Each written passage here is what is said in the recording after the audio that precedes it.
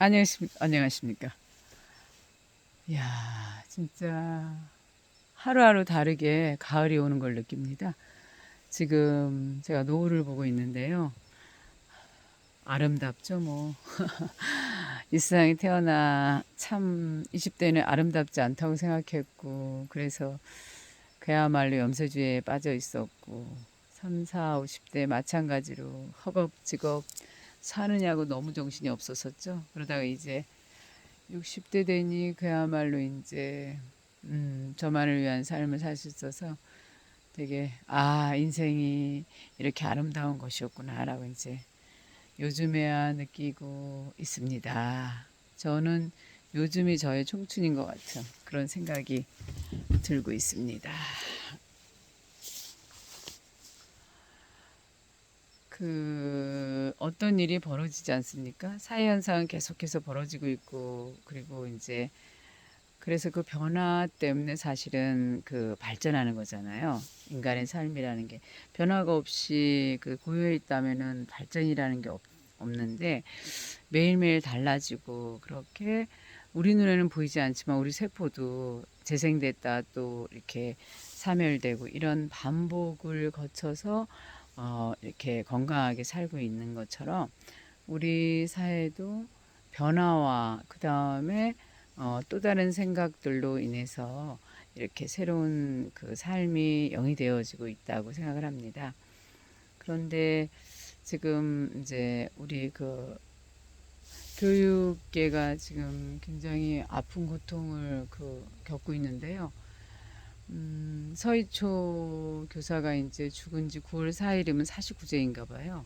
그래서 그 49제를 기념하기 위해서 선생님들이 이제 수업 연가를 내고 수업을 좀 하루 정도는 쉬고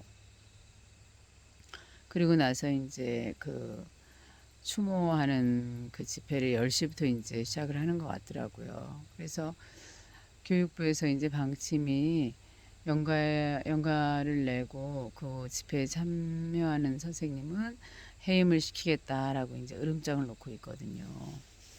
근데 이게 정말 21세기 2023년도에도 이런 일이 발생하는 건 아마도 대한민국밖에 없을 거란 생각이 좀 듭니다.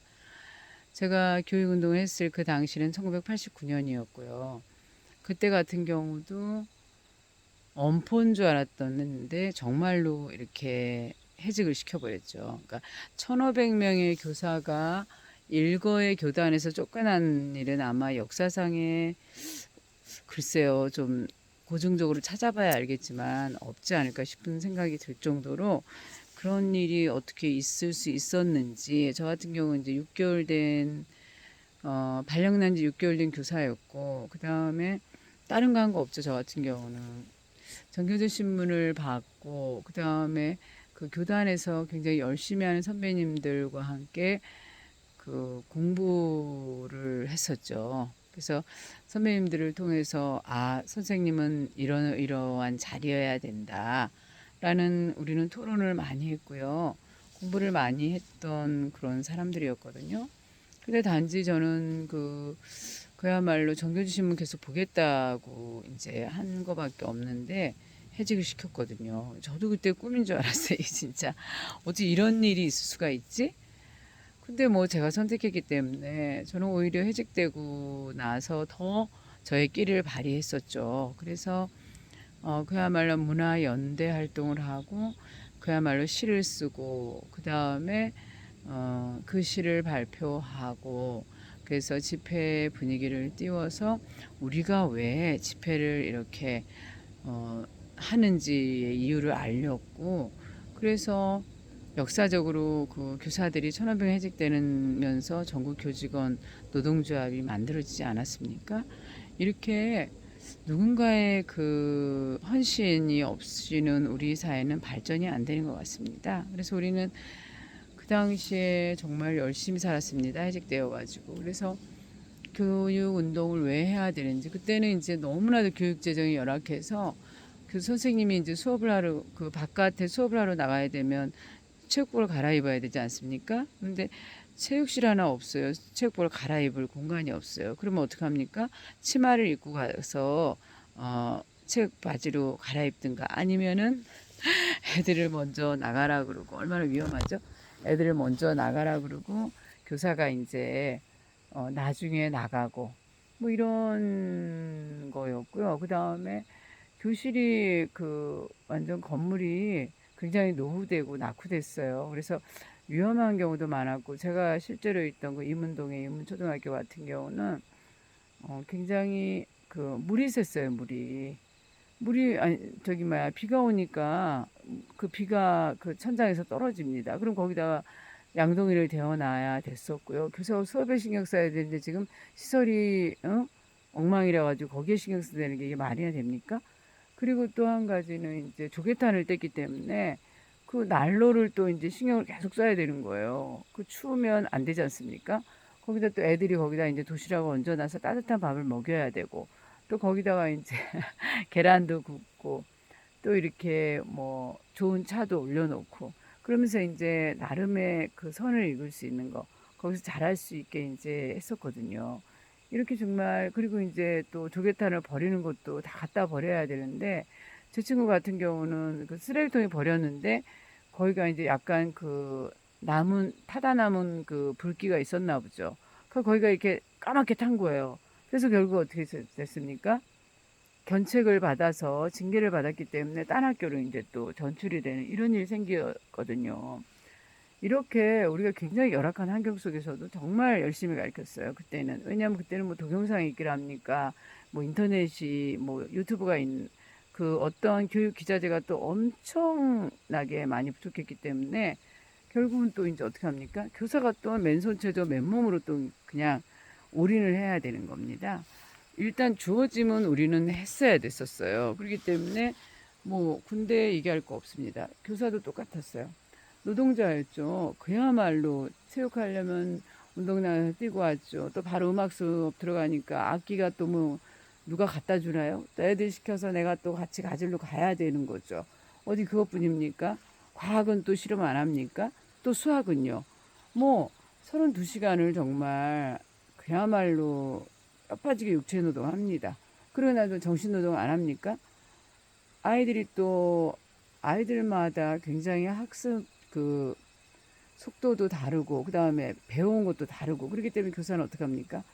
수시로 정신 노동하면서 또 스트레스를 받게 됩니다.